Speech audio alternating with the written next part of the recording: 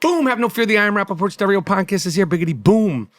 Have no fear, the I Am Rapaport Stereo Podcast is here. If you've never listened to the I Am Rapaport Stereo Podcast, welcome. Make sure you subscribe, rate, and review. On today's museum quality, high-flying, fully disruptive I Am Rapaport Stereo Podcast, we lost a big one. We had a crazy week of fan favorites that have passed. We lost MALCOLM-JAMAL Warner, Ozzy Osbourne, the Prince of Darkness, and we lost the Hulkster, Hulkamania. Hulk Hogan has passed away at 71 years old. We celebrate all three of these guys. Talk about the 1980s. These are three people that meant so much to me and so many people, and obviously their family through the 70s with Ozzy, but the 80s and the 90s, you could not open a magazine, turn on your TV without seeing Ozzy Osbourne, MALCOLM-JAMAL Warner, and of course, the Hulkster with those gorgeous 18-inch pythons. Plus, Candace Owens, what do you like? I got some heat for Candace Owens. What do you like? Do you like yourself? Do you like yourself, Candace Owens? We're going to unfollow you, and I'm going to tell everybody why. All that and more in a high-flying, fully disruptive, and fantasy football season is right around the corner. I Am Rapaport Stereo Podcast coming up right now. Miles Jordan, a.k.a. the Bleach Brothers, a.k.a. the Dust Brothers. Start this puppy off with something real nice. Start this puppy off with something real loud. But most importantly, start this puppy off with something real funky. This right here is the I Am Rapaport Stereo Podcast. Lickety, let's go, baby. I Am Rapaport Podcast. As of the recording of this I Am Rapaport Stereo Podcast, I hate to say this, it is going to be 659 days since October 7th. It's 659 days. There are still 50 hostages that are still in Gaza. And as of the recording of this I Am Rapaport Stereo Podcast, hostage negotiations between the United States, Israel, the United States is trying to mediate these hostage negotiations, and Hamas have come to another standstill, and I just don't understand. I don't understand how this could be, and I am not going to go down this rabbit hole and explain and articulate and fight. And I will say to my Jewish people, like, right now, I'll probably change, and this could change very quickly. It could change as I start doing this rant, but I will say to Jewish people, let's stop trying to convince these people. Let's stop trying to convince people of the facts, the reality. These apologists, these sympathizers, these sick dummies who have somehow, some way conjured up so many fake narrative after fake narrative after fake narrative after false news after false news about this conflict. Stop trying to convince them. It's not going to work. I mean, some of us do it well. For me, I'm all about Jews. I'm all about Zionists. I am all about righteous people. I am not trying to convince people whose minds are warped, twisted, who have weaponized what a Zionist is, who have weaponized and flipped the script on what we saw with our very own eyes on October 7th. Obviously, nobody wants to see any innocent people being hurt, scared, terrorized, and obviously killed. Nobody wants to see that. I certainly don't. We know how this conflict started. I'm not even going to go into it, but stop trying to convince these people. So many people are up in arms about this dog, this rotten, miserable dog, Candace Owens. First of all, if you're Jewish and you still follow Candace Owens on social media, ask yourself why. We do not need to follow this pig, this dog, this rotten, miserable, angry, nasty Candace Owens on social media. We don't need to follow this on social media any longer. And I have liked and sort of enjoyed Candace Owens throughout the years. Some of the things, I don't agree with all of her, but I definitely think there have been times where I thought she has a great point of view on things, and, you know, she's an independent thinker on things. I think that Candace Owens has gone completely nuts, and as a Jewish person, we don't need to follow her. And some people go, well, you know, I need to follow her to see what's going on. If Candace Owens says something, if Candace Owens speaks out against Jews, this week she spoke about Elie Wiesel, Holocaust survivor, scholar, and she somehow tied him into this. I'm not even going to go into what this dog Candace Owens said about Elie Wiesel. She needs to be unfollowed, not supported. And my wife was like, but, you know, you talk about me, you know, wanting to know what the enemy is saying, thinking, knowing, you know, what's being put out in the world. Great. If Candace Owens says something that's really bad, it'll get back to me. It'll get back to us. I would like, if there's 100,000 Jews, if there's 100,000 Jewish people, if there's 100,000 righteous people, if there's 100,000 people that believe in right and wrong, unfollow this. And it doesn't mean cancel her. I can never cancel or get Candace Owens canceled or something like that. She doesn't deserve your clicks. She doesn't deserve your attention. Certainly if you're a Jew. This is a nasty lady. And Candace Owens, you nasty little rat. You black-eyed rat. Her eyes are black. Do you like anything, Candace Owens? Do you like sushi? Do you like a BLT? Do you like a cheeseburger? Is there any music you like? Any movies do you like? Do you like yourself? I don't think you even like yourself. Do you like being a parent? Do you like your husband? Does your husband like you?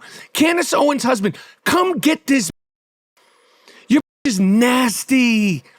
She's a nasty, rotten, sick puppy with, I mean, all she does. And some people say, well, Mike Rapp, you're negative too. Yeah, I'm negative, but I also celebrate so many great things I love, things that inspire me, things that excite me, things that make me laugh, things that bring joy to the world. So don't compare me to this rotten scoundrel, this loser, deranged loser.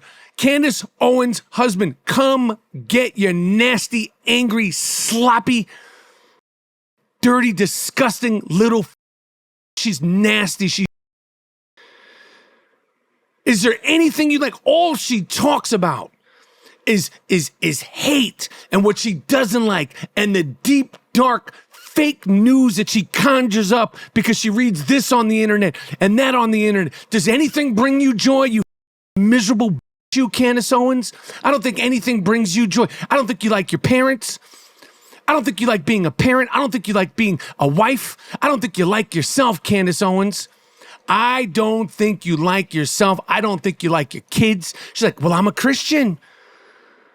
Candace Owens. Candace the Christian. Really? Well, maybe that's not working because I never seen an angry, nasty Christian. Maybe you need to go find Buddhism or Judaism or something. Do yoga, Pilates, do something because you're a miserable, nasty Candace Owens. I'm not even going to repeat that's been coming out of her mouth this week about Israel and Elie Wiesel. How dare you low-life, miserable Israel derangement syndrome, Jewish derangement syndrome, Zionist derangement syndrome, sick Candace Owens. Nothing makes you happy. I seriously think that being married doesn't make you happy, and I think being a mother doesn't make you happy, and I think you don't make you happy, Candace Owens, you fucking rotten dog, you. And now she got herself in a lawsuit, and I hope she loses. This is like versus. Because another thing that came in right before I started doing this I Am Rapaport Stereo podcast, another thing that came in, French President Emmanuel Macron said that France will recognize the state of Palestine. It will recognize the state of Palestine. It will recognize Palestine as a state. Great. Macron, you could be and recognize Palestine as a state all you want. If they don't act like a state and they're not ran like a state, you could call them whatever the you want to call them. It's still a terrorist ran that was ran into the ground. I don't care what you call Palestine. I don't care what you call Gaza. Until you get rid of in Gaza, Macron, You can call it whatever you want. It's still a terrorist-ran haven.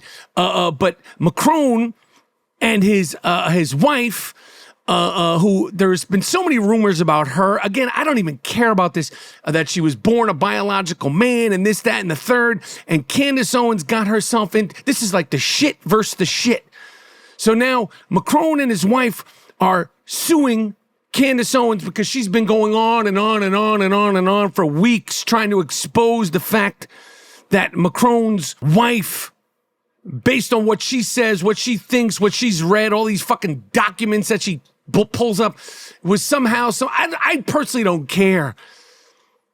It's a win-win for me, even if it's a lose-lose for those losers. One of them is going to win. One of them is going to lose. And in this case, I hope Macron and France take down Candace Owens, because Candace Owens is just a nasty, good-for-nothing, no good, miserable, les miserables. Candace Owens, les miserables. If you are Jewish, ask yourself, why would you give her your fucking follow? She makes money on YouTube, millions of dollars, because we follow her. Unfollow Candace Owens ASAP. If she says anything, does anything that's important against Jews, Israel, or anything else, you'll hear about it. But you do not need to give her those follows are worth money. Your follows are worth money. Stop following. Stop supporting this animal. She makes money off your follows, off my follows. I unfollow that dirty, nasty fuck.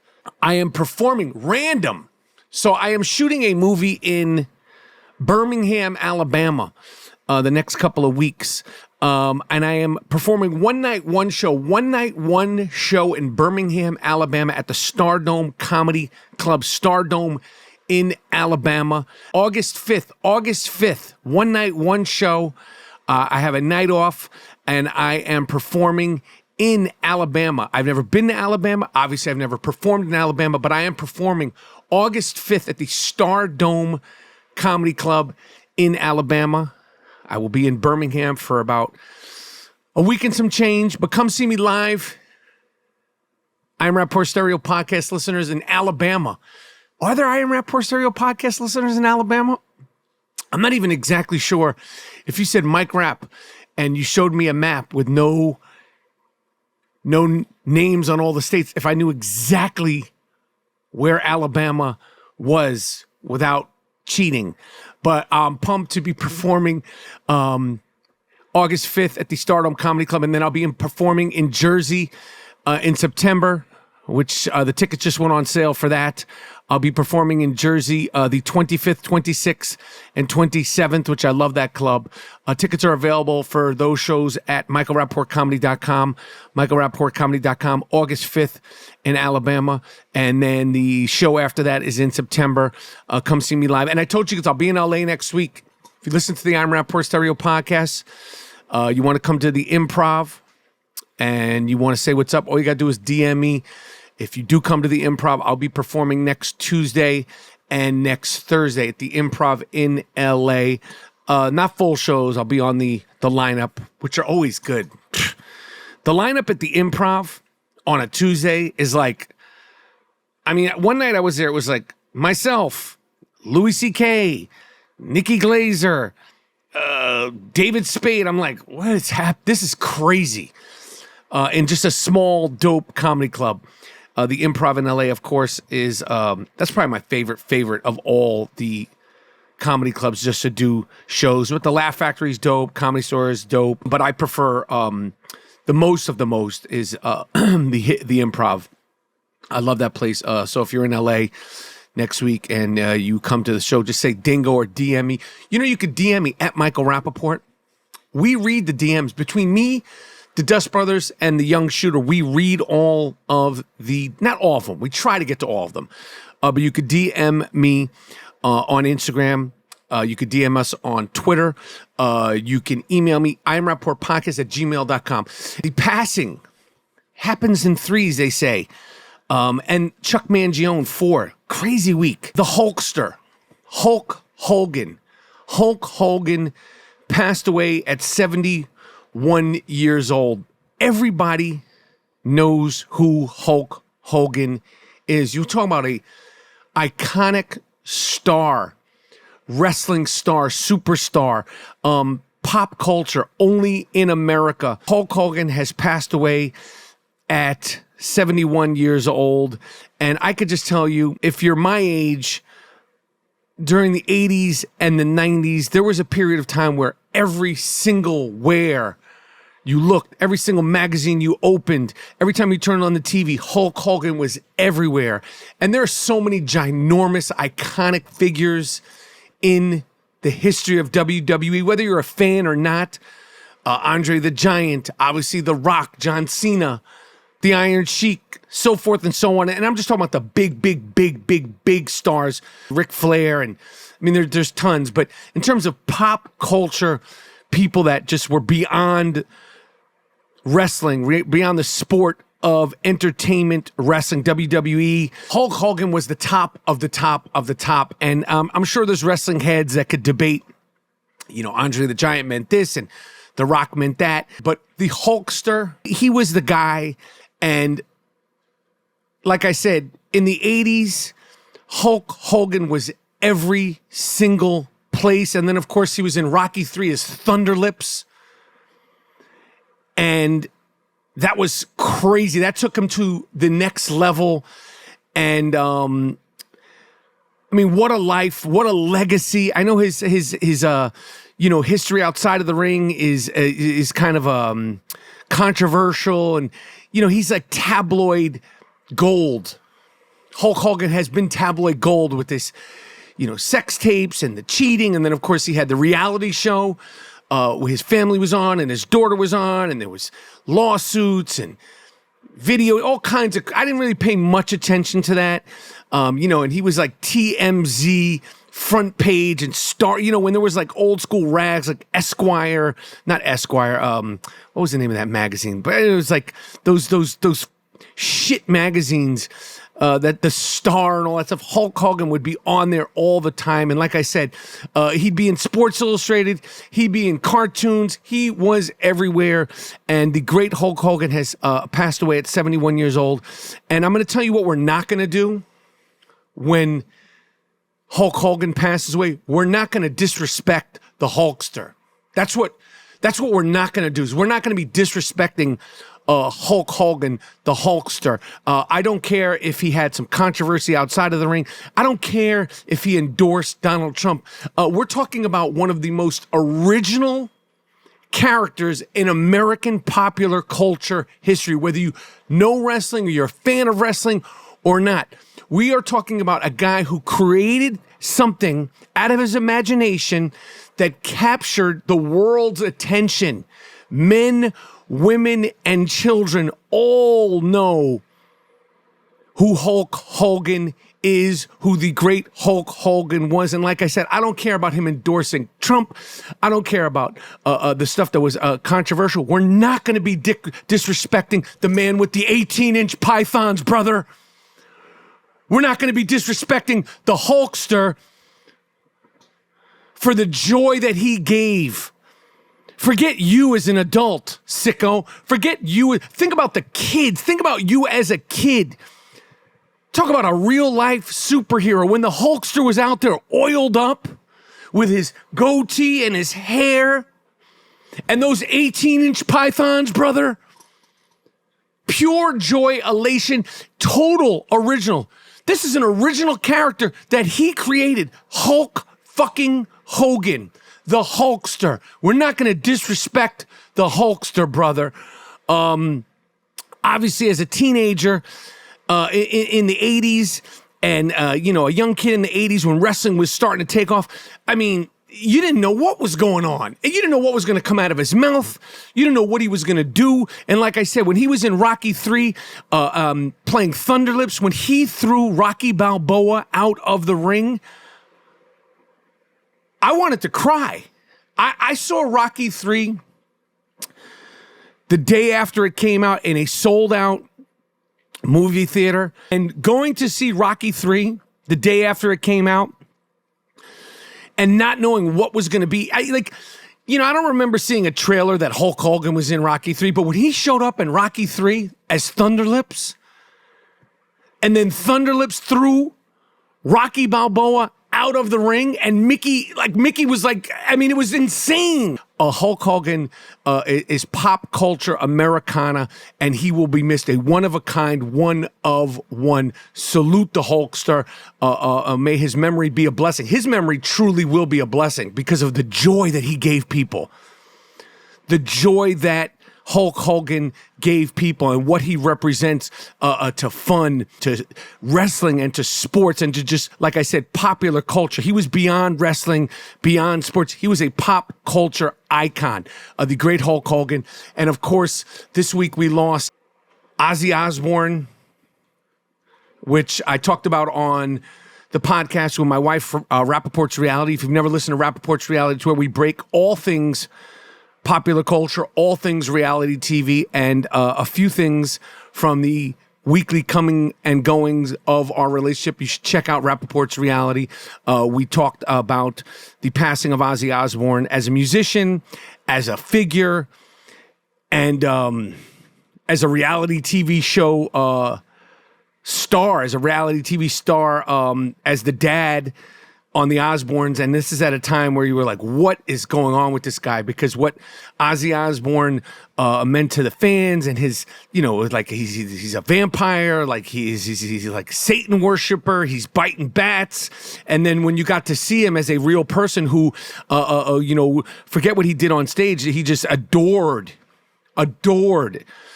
his family and adored his wife in such a weird, unique way. That was very, very sad. And of course, Malcolm-Jamal Warner, this is a lot of people from the 80s. Obviously, Ozzy Osbourne was, a little bit before that. But I mean, talk about the 80s. We're talking about three icons from the 80s. And like I told you, musician Chuck Mangione also passed away. But Malcolm-Jamal Warner, Hulk Hogan, and Ozzy Osbourne, you do a documentary, you do a story on the 80s and in the 90s. I mean, these three people are synonymous, specifically with the 80s and specifically with my childhood in different ways. And so many people, and they just captured the world's imagination and gave so much joy. Crazy. Malcolm-Jamal Warner, Ozzy Osbourne, and Hulk Hogan, at the end of the day, they brought joy to the world, truly.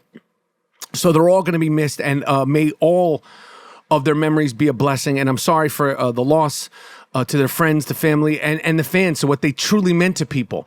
Ozzy Osbourne, Hulk Hogan, and Malcolm-Jamal Warner, I mean, they really touched people's hearts and meant a lot to, obviously, the people that knew them, but to the fans. So it was a crazy week,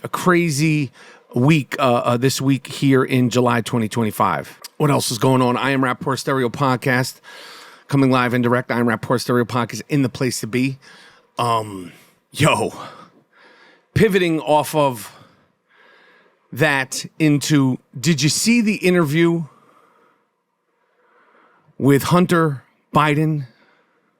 Hunter Biden, who is former President Joe Biden's wild card son. Hunter Biden, who has been very open about his troubles with drugs and alcohol, specifically crack. I mean, I could talk about the things that he said about George Clooney. I could talk about the things that he said about Trump. I could talk to you about the things that he said about the government. I could talk to you about the things that he said about Kamala, about his father's time in office, but nothing was as compelling or jaw-dropping as Hunter Biden waxing poetic about crack cocaine. I have never seen somebody go on in such a loving, fawning way about crack cocaine the way Hunter Biden did this week. Even Rick James, I'm Rick James, bitch, didn't have as many great things to say about crack cocaine as Hunter Biden had to say about crack cocaine this week. I mean, you might as well think he was talking about puppies, or like his love of nature, or his love of his family, or his love of ice cream or sushi. I mean, I don't love anything as much as I think Hunter Biden loves crack cocaine. And the great Biggie Smalls has got to be kicking, screaming, spinning, turning over in his grave, because Biggie Smalls obviously talked a lot about crack, but he never talked about crack as eloquently and as passionately and as lovingly as Hunter Biden talked about crack cocaine this week. I don't even know what this... Pusha T, the rapper. Pusha T, who's got a new record out, which is a banger with his brother. The clips are back. Pusha T, who has rapped about crack cocaine for year after year after year, and selling crack cocaine, never spoke so eloquently about crack cocaine as Hunter Biden did this week. It was incredible. And Hunter Biden, you can say what you want of him, very passionate and doesn't hold back. He says what he wants to say, whether you agree with him, whether you don't want to agree with him. But when he was going on his tangent about his love and respect and adoration of crack cocaine, listening to Hunter Biden talk about is basically like he knows crack cocaine will get a hold of you. Listen, Lawrence Taylor, Rick James, Biggie Smalls never talked about crack cocaine as eloquently as Hunter Biden did this week. Hunter Biden, the son of just out of the White House, smoking Joe Biden. It's really poetry. When Hunter Biden is talking about crack cocaine, we're talking about poetry. Jay-Z has rapped about, rappers have rapped about crack cocaine for decades now. And I don't think anybody spoke as eloquently and as passionately and as lovingly and as honestly as Hunter Biden did this week about crack cocaine. Holy shit, Hunter Biden. Guys, NFL training camp has officially started. Guys, NFL training camps have officially started. Your favorite players are all in NFL training camp right now, getting in shape. So what does that mean? That means right around the corner is fantasy football season. Whether you gamble on real football, whether you gamble on fantasy football, it's going to go down. Know your guys, get your guys. It's important to know who you want. It's almost as important to know who you don't want on your fantasy football team. Get focused, get ready, study, weather reports, schedule, guys you know, guys you don't know, offensive linemen, offensive linemen's girlfriends, offensive linemen's wives, offensive linemen's baby mamas.